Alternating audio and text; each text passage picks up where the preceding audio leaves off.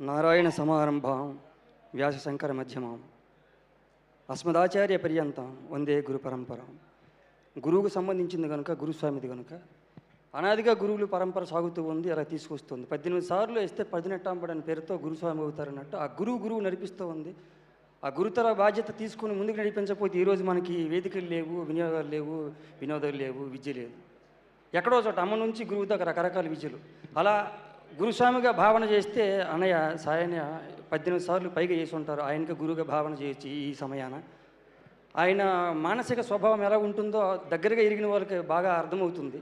నా బోటి వాడు వచ్చేదో వేషం చేస్తుంటే చేసి వెళ్ళిపోతూ ఉంటే శివసార దగ్గర తీసుకొచ్చి మనోడు పద్యం పాడతాడు, ఇప్పుడు విన్నారా అని ఇలా ఏ మనిషిలోని ఏదన్నా ఉంటే తీసుకెళ్ళి పరిచయం చేసి మనం చేస్తూ ఉంటే ఆయన లేకపోతే ఆయన పిల్లలు చేస్తుంటే మనం అలా మురిసిపోయి ముసిముసి నవ్వులు అవుతూ ఉన్నట్టు ఆయన అక్కడెక్కడో ఉండి మురిసిపోతూ ఉండే సుగుణం ఆయనది.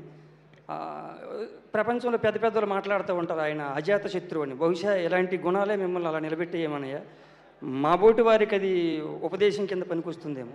ఇది చాలా ఉంది పెద్ద పెద్ద వాళ్ళది అంతా ఏం చెప్పగలుగుతాం, తక్కువది గజగజగా దొనుకుతున్నాయి చేతులు ఎక్కినప్పుడు, సమయం తక్కువ అంటారు. ఇలా నేను ఆ తక్కువ సమయంలో పరిధిలో పరిచయమైన వారితో 2-3 మొక్కల్లో అంటే విష్ణు శర్మ గారు. ఆయన గురించి నేను చెప్పేది ఏమి లేదు, నాకు అంతగా పెద్దగా తెలియదు. సినిమాల గురించి ఏం మాట్లాడతా, వేషం చేసిన వాడిని. నేను నాటకాలు ఆడుతున్నప్పుడు గురుగాథ చదువుకున్నప్పుడు విష్ణు శర్మ ఇంగ్లీష్ చదువు అని ఒక నాటకం ఉండేది. ఆయన పేరు వినగానే అదే నాకు గుర్తుకొచ్చేది. మీరు ఆ రూపాన్ని నాకు గుర్తుండిపోయినారు సార్. శివసారి గురించి చెప్పడానికి వస్తే చాలామంది చాలా చెప్పే ఉంటారు, నేను లేట్గా వచ్చాను. కిషోర్ గారి గురించి, సురభి ప్రభ గారి గురించి, అందులో నా గురించి ఒకసారి ఆయన చెప్పారంట.